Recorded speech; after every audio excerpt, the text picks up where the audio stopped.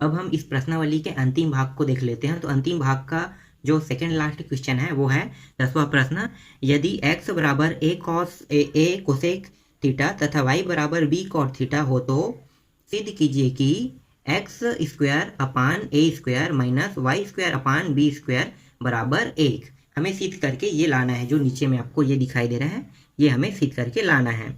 तो यहाँ पे जो दिया है उसको लिख लेते हैं। तो दिया है, यहाँ पे देखो दिया है, क्या दिया हुआ है, x बराबर a कोसेक थीटा दिया हुआ है, इसको मान लेते हैं समीकरण 1।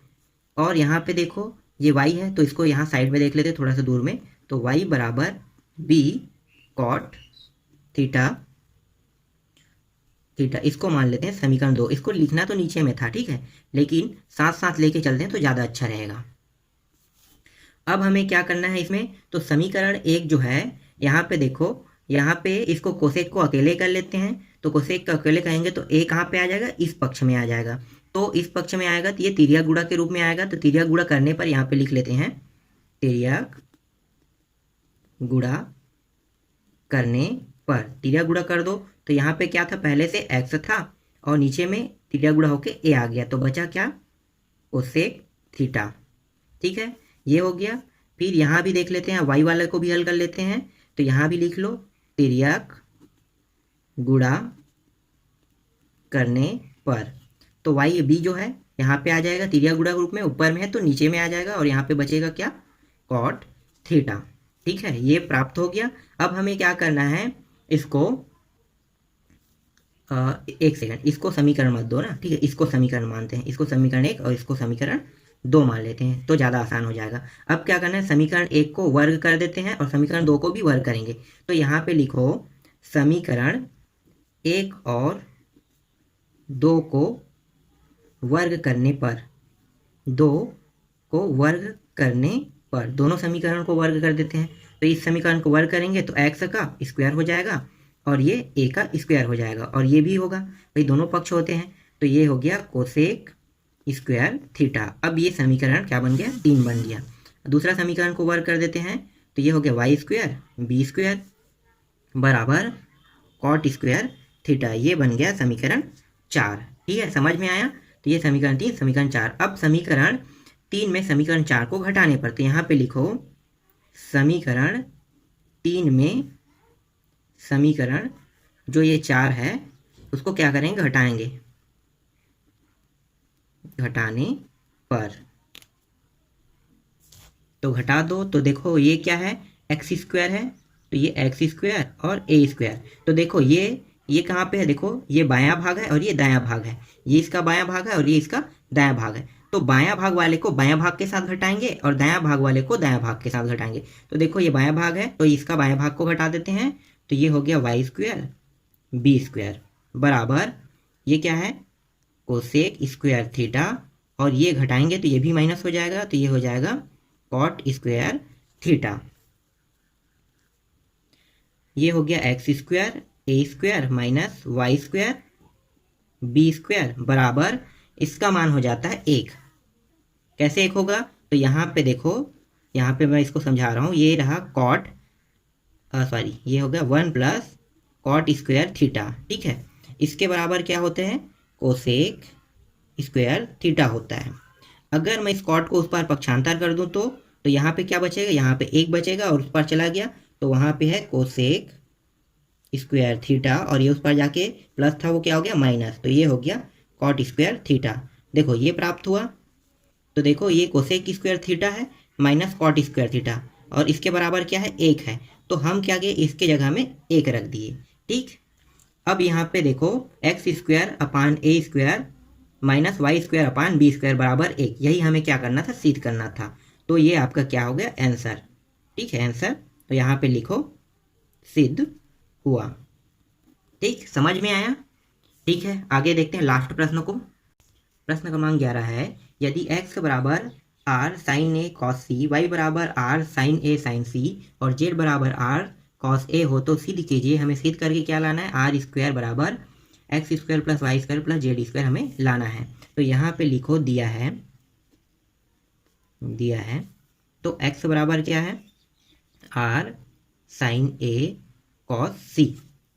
y बराबर क्या दिया हुआ है, r sine a sine c। और z बराबर क्या दिया हुआ है, r कॉस a दिया हुआ है। इसको कहते हैं, इसको ले लेते हैं समीकरण 1, इसको मान लेते हैं समीकरण 2 और इसको मान लेते हैं समीकरण 3। तो समीकरण 1 2 3, ठीक है। समीकरण 1 को वर्ग करेंगे, समीकरण 2 को भी वर्ग करेंगे और समीकरण 3 को भी वर्ग करेंगे। तो यहाँ पे लिखो समीकरण 1 2 और 3 को वर्ग करके जोड़ने पर तो वर्ग कर देते हैं। तो देखो ये हो गया, यहाँ पे मैं इसको नीचे में नहीं लिख रहा हूँ, ठीक है, ऊपर में साइड में मैं बता रहा हूँ। वर्ग करूँगा क्या आएगा मान, एक्स स्क्वायर बराबर आर स्क्वायर, जिसका हो जाएगा ये हो जाएगा साइन स्क्वायर ए और ये हो जाएगा कॉस स्क्वायर सी। इसका हो जाएगा वाई स्क्वायर बराबर आर स्क्वायर, ये हो जाएगा साइन स्क्वायर ए और ये हो जाएगा साइन स्क्वायर सी।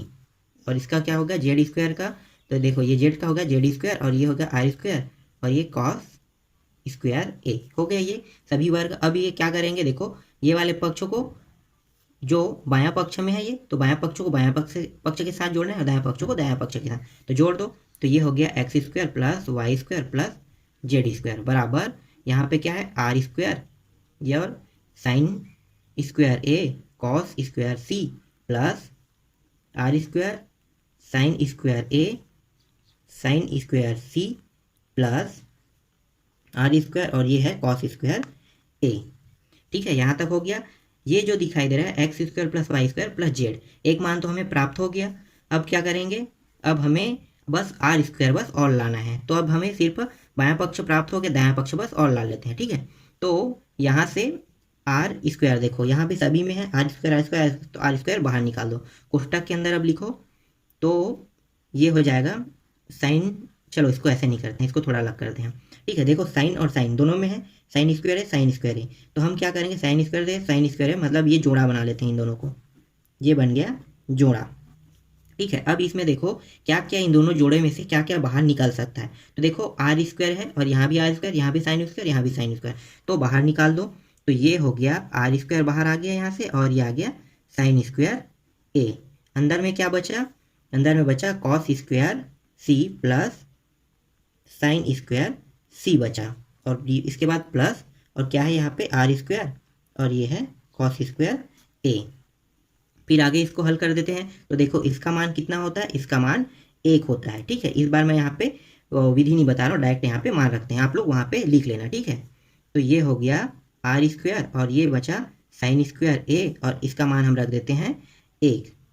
तो ये आ गया इसके अंदर में कोष्टक में साथ 1 मैं यहाँ पे लिख दिया। ठीक है, ये हो गया आर स्क्वायर और ये हो गया कॉस स्क्वायर ए। फिर यहाँ पे देखो इसका 1 का गुणा होगा तो वही मान प्राप्त होगा। तो ये हो गया साइन स्क्वायर यही रहेगा प्लस आर स्क्वायर और ये हो गया कॉस स्क्वायर ए। अब यहाँ भी जोड़ा बना लो इसको। तो देखो दोनों में समान समान क्या मान है, तो जो समान समान है उसको बाहर निकाल देंगे हम लोग। तो यहाँ पे है आर स्क्वायर, देखो यहाँ भी आर स्क्वायर यहाँ भी आर स्क्वायर और यहाँ पे बचा क्या, उसको कोष्टक के अंदर लिख लेते हैं। तो ये साइन ए प्लस साइन स्क्वायर है और ये कॉस स्क्वायर ए जो है यहाँ पे है। ठीक है, अब जो मैं यहाँ पे हम लिखेंगे साइन स्क्वायर ए, जैसे हमने वहाँ पे एक लाया है, वैसे ही यहाँ भी हम लोग क्या रखेंगे, 1 रखेंगे। कैसे हुआ, तो ये रहा, हम इसको ऐसे लिख लेते हैं और वहाँ भी आप लोग ऐसे ही लिख लेना। ठीक है, बगल में कहाँ पे, यहाँ वाले, तो यहाँ पे आप लिख लेना। और ये हो गया आर स्क्वायर और इसका मान कितना आया, 1 आया। ठीक है, साइन स्क्वायर है कॉस स्क्वायर है का मान होता है 1। तो ये रहा आर, इसके साथ गुणा करेंगे तो आर स्क्वायर का आर स्क्वायर। तो यहाँ पे है x square plus Y square plus Z square. तो देखो आर स्क्वायर बराबर क्या प्राप्त होगा, x square plus Y square plus Z square. अगर इसको हम जमा के लिखें तो इसको उस पर लिख सकते हैं। ठीक है, तो इसको लिख लेते हैं, ये रहा और ये रहा x square plus Y square plus Z square. ठीक है, तो ये हो गया सिद्ध हुआ। ये अंतिम प्रश्न था। अब ये पूरा प्रश्नावली कंप्लीट हो गया। इसके बाद हम देखेंगे अगले प्रश्नावली को।